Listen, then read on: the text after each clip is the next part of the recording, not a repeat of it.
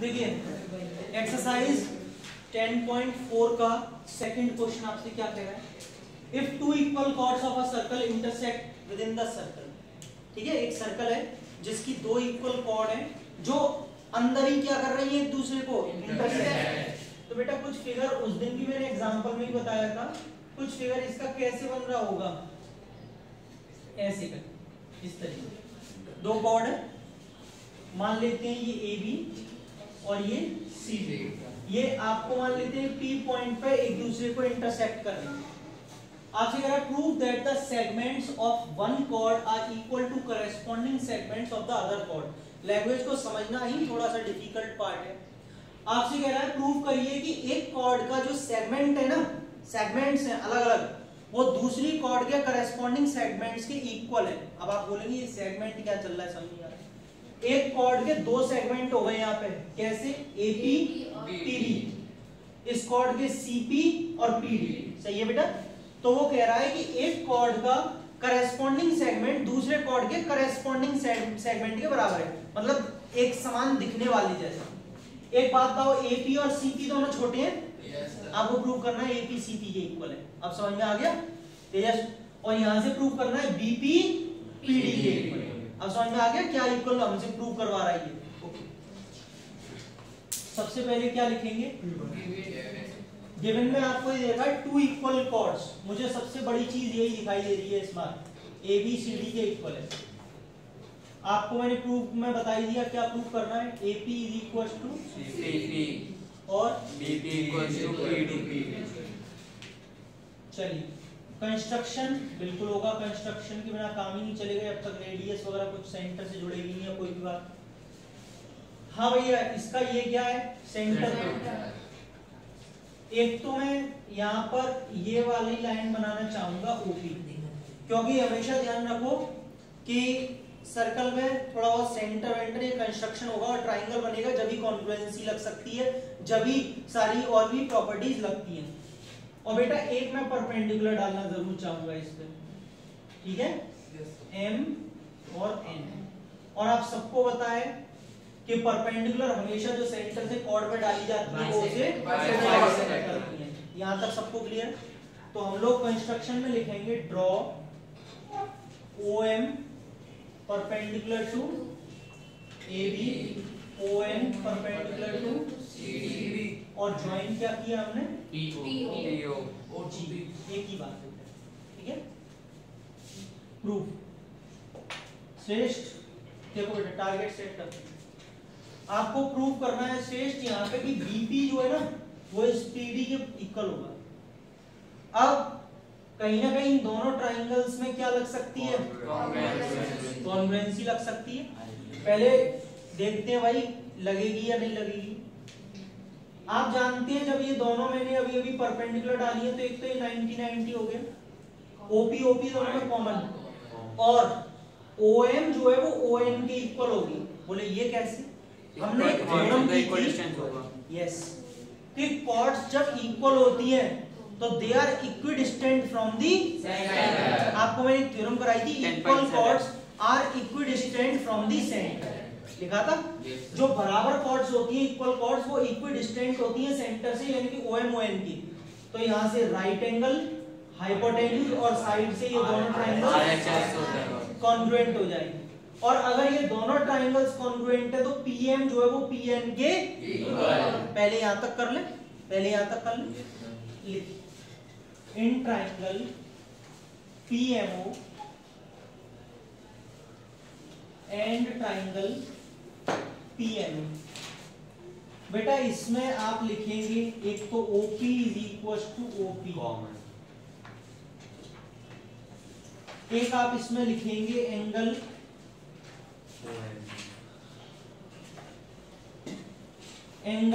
OMP is equal to angle ONP and एक आप लिखेंगे OM is equal to OM।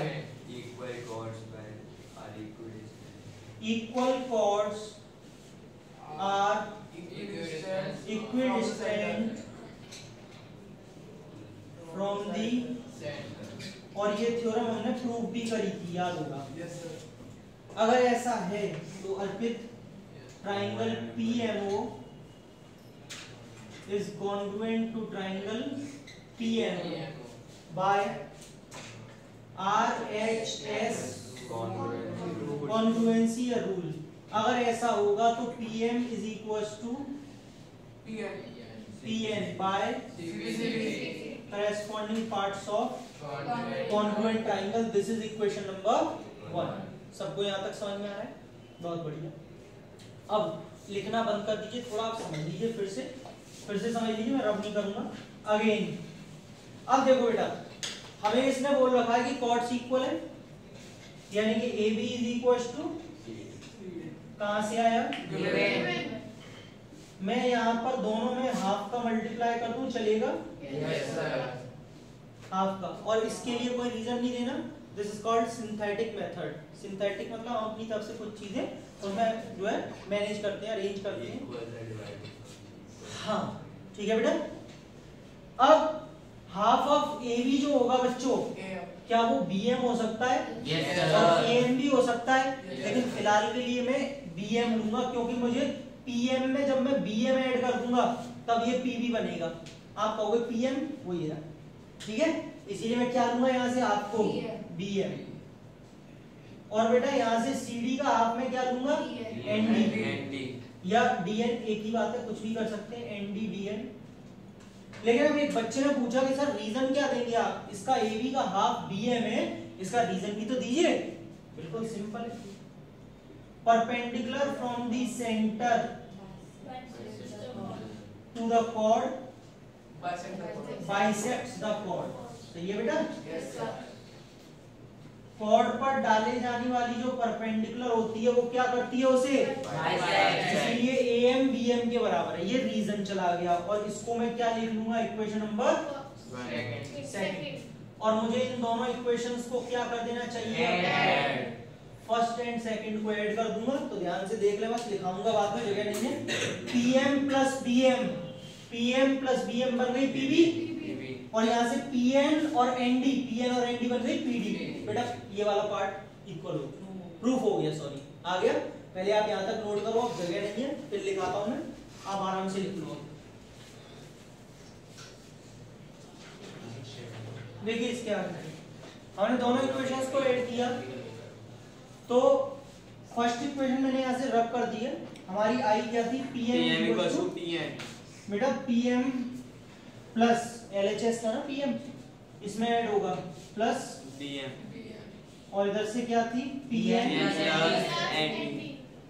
आप देख सकते हैं फिगर में PN और MB PB is equal to PD। ठीक है, मैं इसके ऊपर बॉक्स बना देता हूं, क्योंकि ये पहला पार्ट प्रूफ हो गया। नाउ अब देखिए, अब मुझे छोटा वाला पार्ट चाहिए AP। ये कैसे आएगा? ध्यान से देखें जरा। हमें पता है कि AB is equal to CD, equal है, कहां से आया ये? यहाँ भी ये लाइन लिखी गई है, इक्वेशन नंबर 3। ठीक, या एक काम कीजिए, इसको थर्ड के साथ, अच्छा थर्ड ही मान लो चलो। और एक चीज और, PB PD के इक्वल है, ये कहां से आया है? अभी हमने ऊपर प्रूफ किया है, ये रहा PB PD के इक्वल है। ध्यान से देखें जरा। तो बेटा AB में से अगर PB गया, पूरे AB में से ये PB गया इतना, तो क्या बचेगा? तो इसको हम लिखेंगे सब्ट्रैक्ट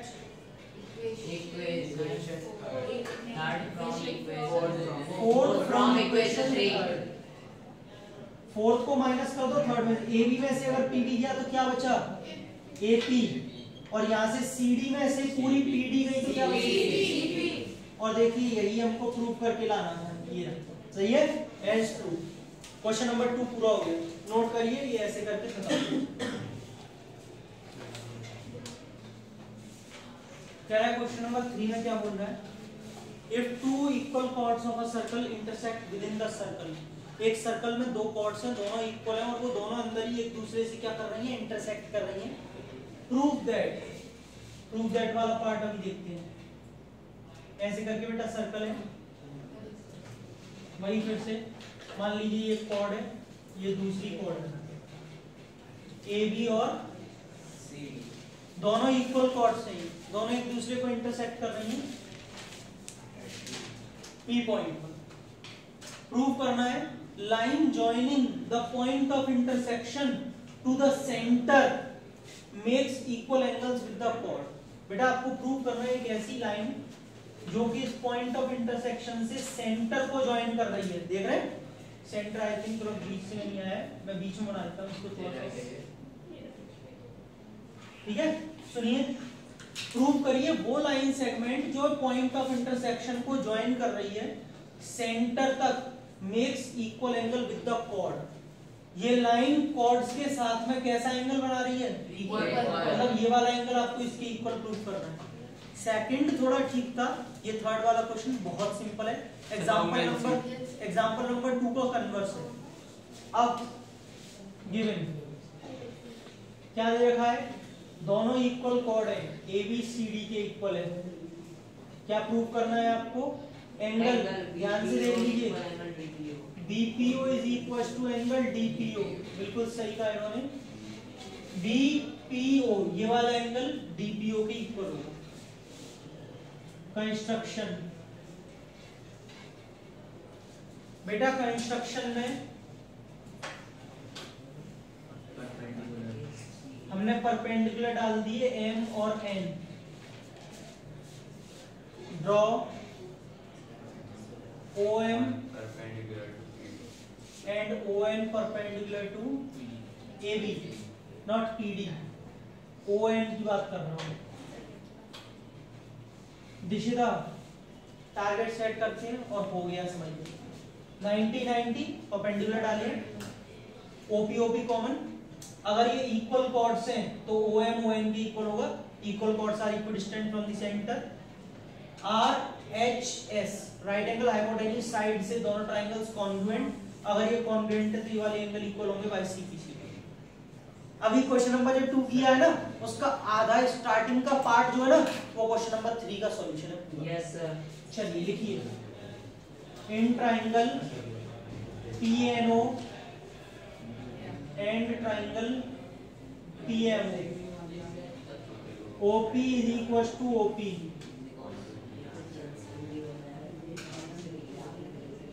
और क्या दे रखा है? Angle PNO PMO। और क्या दे रखा है? Sorry, OM is equal to ON। Equal chords are equidistant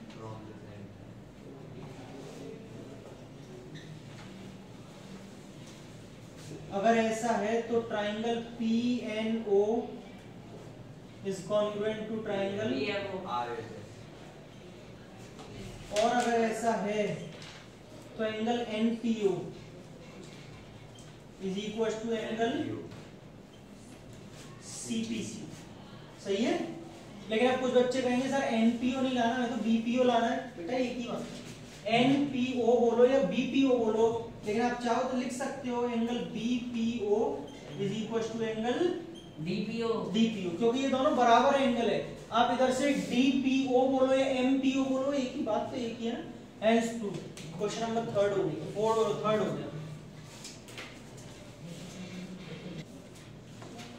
देखो क्वेश्चन नंबर 5, मैं बुक में ऐसे ही पढ़ रहा हूँ, ठीक है, बड़ा क्वेश्चन है इसलिए लिख नहीं रहा हूँ। 3 girls Reshma, Salma and Mandeep are playing a game by standing on a circle of radius 5 meter drawn in a park। बेटा एक पार्क है जिसमें तीनों लड़कियां एक गेम खेल रही हैं, सर्कल पे खड़ी हो गई हैं, ठीक है, सर्कल पे खड़ी हो गई हैं और जिसकी रेडियस कितनी है? 5 मीटर की। Reshma throws a ball to Salma, Reshma Salma को बॉल फेंकती है, सलमा मनदीप को और मनदीप फिर से रेशमा को। If the distance between Reshma and Salma and between Salma and Mandeep is 6, जो दो लड़कियां हैं ना तीनों, रेशमा टू सलमा और सलमा टू मनदीप, उनके बीच में जो डिस्टेंस है वो 6 मीटर का है। बताइए रेशमा और मनदीप के बीच का डिस्टेंस क्या है?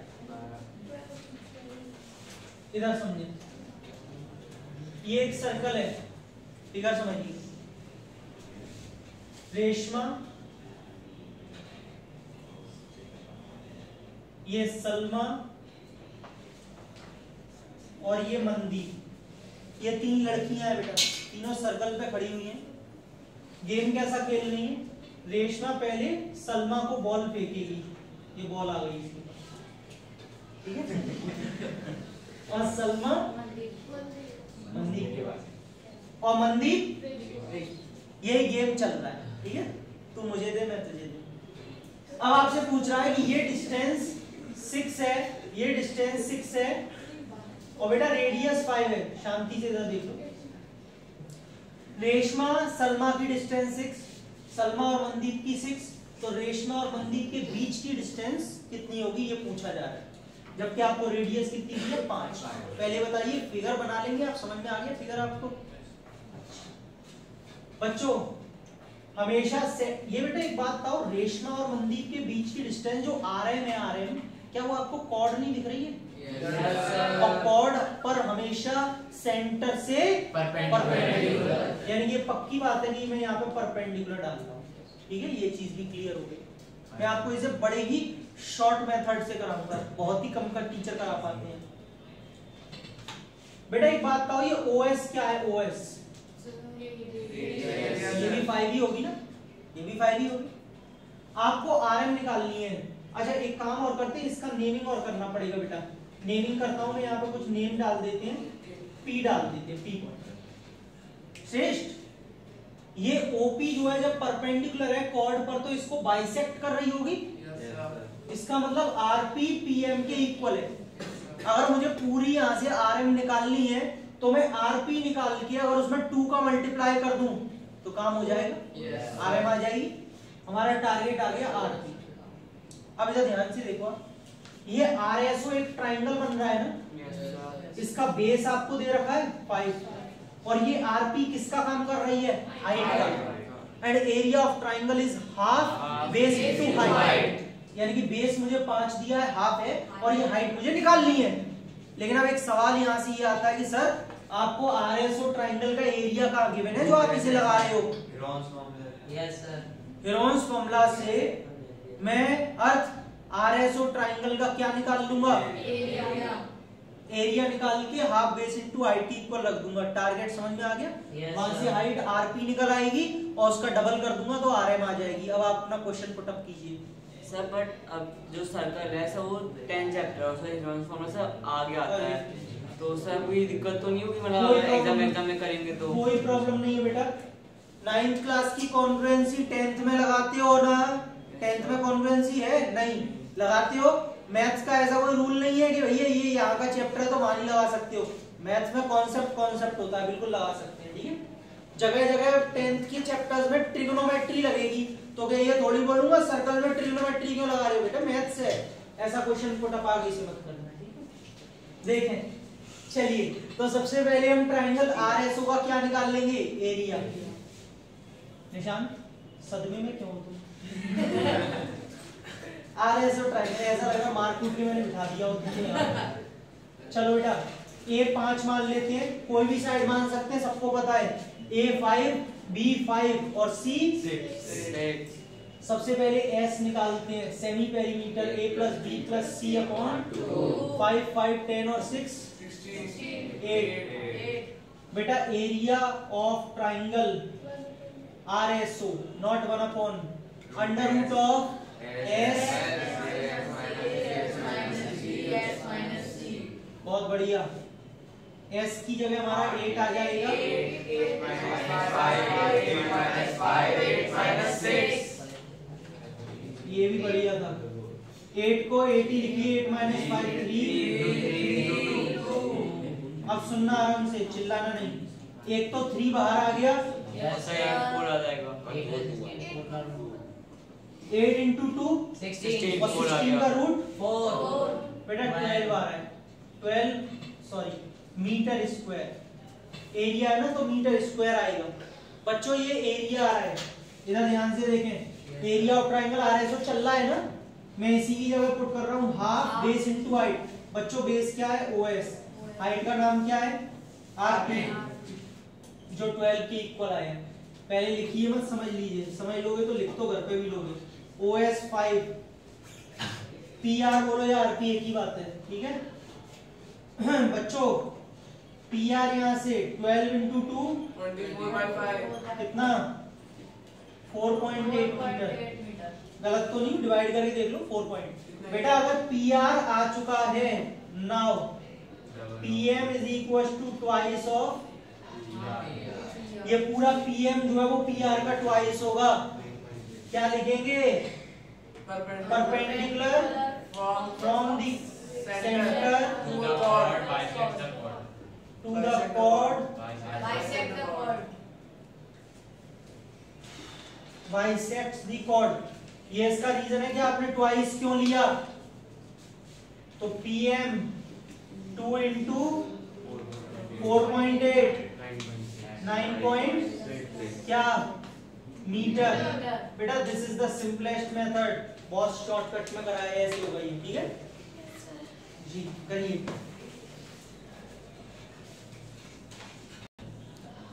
बच्चों, एक इसमें छोटी सी गलती हो गई है, हमने ध्यान नहीं दिया। यहाँ पे PM नहीं आएगा, ये RM आएगा, RM, ठीक है RM, सब में RM कर लीजिए। और हमें क्या निकालनी थी? RM ही तो निकालनी थी, रेशमा और मनदीप के बीच की डिस्टेंस। गलती से PM लिख दिया, RM होगा पूरा ट्वाइस ऑफ RP, ठीक। यहाँ तक बिल्कुल सही था, वहां से RM कर लीजिए।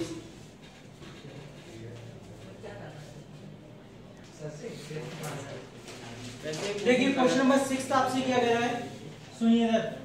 ये भी क्वेश्चन थोड़ा बड़ा सही है, इसलिए मैं लिख नहीं रहा हूं, इसी में से समझ लीजिए, NCERT में से। A circular park of radius 20 meter is situated in a colony। एक सर्कुलर पार्क है जो कॉलोनी में है, जिसकी रेडियस कितनी है 20।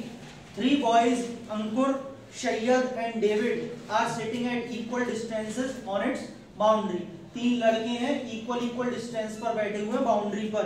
Each having a toy telephone, तीनों के हाथ में क्या लगा हुआ है? खिलौने वाला टेलीफोन लगा हुआ है। In his hands to talk each other, एक दूसरे से बात करने के लिए। पॉसिबल नहीं है लेकिन फिर भी चल रहा है।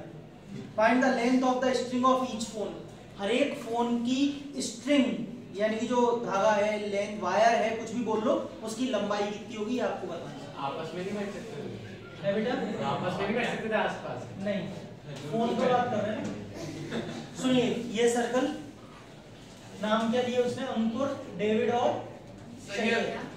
लाइन से लिए ए, अंकुर सैयद, ये मान लीजिए अंकुर, A फॉर S, सैयद, और ये डेविड। बेटा ऐसे करके कुछ फिगर बनेगा, शांति से सुन लो। उसने बोला इक्वल डिस्टेंसेस पर बैठे हैं, तभी पता चल गया था कि ये एक इक्विलेटरल ट्रायंगल बनेगा, ठीक है। Yes sir. इस ट्रायंगल के अंदर मान लीजिए मैंने एक परपेंडिकुलर डाल दी, क्योंकि इसको मैंने सेंटर से लिया है, और आपको पता है सेंटर से कॉर्ड पर क्या डलती है हमेशा? परपेंडिकुलर। इसको नेमिंग कर देता हूं M। लिखिए मत, पहले समझ लीजिए तो ज्यादा अच्छा रहेगा आपके लिए। बच्चों रेडियस कितनी दे रखी है? 20। इतनी बात सबको समझ में आ गई? फिगर आपको क्लियर है? अंकुर, सैयद, डेविड बैठे हैं, टॉय टेलीफोन से बात कर रहे हैं, खेल रहे हैं, ठीक है। ये आपके पास रेडियस 20 दे रखी है, परपेंडिकुलर डाली मैंने। अब सुनो, हमसे इसने क्या पूछी है? Let the length of string, length की तो पूछी है, स्ट्रिंग बी 2x। सुनना, स्ट्रिंग ये वाली है SD, AS और AD, इनमें से कोई भी एक निकाल लो तो सारी निकल आएंगी, तीनों बराबर है। अब कुछ बच्चे कहेंगे सर 2x कैसे, ये तो पहली बार देख रहे हैं, हमेशा आप तो सारी चीजों को x लेट करते हो, 2x क्यों? सुनिए रीजन। बेटा अगर मैं इसको 2x मान लेता हूं पूरी को, तो ये x हो जाएगी और ये x हो जाएगी, क्योंकि सेंटर से परपेंडिकुलर कॉर्ड को क्या करती है? तो मुझे ये कैलकुलेशन में सिंपल पड़ेगा। अगर मैं इसको पूरी को x मानता तो फिर ये क्या हो जाती? x/2 जो मुझे कैलकुलेशन में प्रॉब्लम क्रिएट करती। तो कैलकुलेशन को सिंपल करने के लिए मैंने पूरी को क्या माना है? 2x। अब शांति से इधर देखिए, ये 20 है, ये मैंने Sn को x मान लिया, मान क्या लिया? पूरी 2x की तो आ गई। मेरे पास OM होनी चाहिए, OM। बोले सर OA 20 दे रखी है, क्यों? OA क्या है? रेडियस। तो एक नया टारगेट निकल के आएगी, सर आप AM निकाल लीजिए, AM कैसे भी करके, तो आप OM निकाल पाएंगे। मैंने क्या किया, इन ट्राइंगल ASM, बेटा देख लीजिए कौन सा ट्राइंगल है, यस सर, ASM। जब ये 90 है तो इसमें पाइथागोरस थ्योरम लग जाएगी, yes sir, AS square is equal to AM square plus SM square, Pythagoras. बच्चों AS कितना है, 2x ही तो होगा, ये स्ट्रिंग ही तो है, लेंथ ही तो है, 2x ही तो मानिए, और AM मुझे क्या करना है, निकालना है। SM कितना है, x स्क्वायर, बेटा ये कितना है 4x स्क्वायर, ये कितना है AM स्क्वायर। बच्चों AM स्क्वायर कितना निकल आएगा फाइनली, 3x स्क्वायर। तो क्या AM हमारे पास आ गया अंडर रूट 3x, क्योंकि स्क्वायर जब इधर जाएगा तो रूट हो जाएगा, 3 का root under root 3 x square का x। बच्चों अगर मेरे पास OM आ चुका है, सॉरी AM आ चुका है, तो मैं OM बहुत आसानी से निकाल सकता हूँ। OM कैसे, पूरे AM में से किसको माइनस कर दूं, OA को, ऊपर वाले को, और AM मैंने अभी अभी निकाला है रूट 3x, और OA कितना है 20, आ गया OM। Now in triangle OSM, अब OSM में देखो ये 90 है, तो पाइथागोरस से OS square is equal to OM square plus SM square. OS कितना है हमारे पास 20 का स्क्वायर, अरे OS रेडियस है, OM कितना है रूट 3x माइनस 20, SM कितना है x स्क्वायर, ये रहा SMX। हाँ बेटा 400, निशांत a माइनस बी का होल स्क्वायर, a स्क्वायर 20 का square 400 minus 2ab, 2 into 20 40 root 3x plus x square.